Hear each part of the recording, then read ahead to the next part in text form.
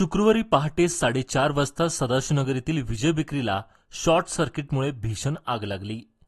आग लागल्याचं समजताच तातडीने अग्निशमक दलाला अनेक वेळा फोन करूनही ते न आल्याने शेजाऱ्यांनी मिळून आग विझवण्याचा प्रयत्न केला. मात्र तोपर्यंत आगीने मोठे रौद्ररूप धारण केले होते. या घटनेत बेकरीतील साहित्य, यंत्रसामग्री, स्टॉक आणि अंतर्गत बांधकाम पूर्णतः जळून खाक झाले. प्राथमिक अंदाजानुसार या आगीत सुमारे 72 ते 75 लाख रुपयाचं आर्थिक नुकसान झालं आहे. या घटनेनंतर नागरिकांनी अग्निशमक दलाच्या विलंबित प्रतिसादाबाबत तीव्र नाराजी व्यक्त केली.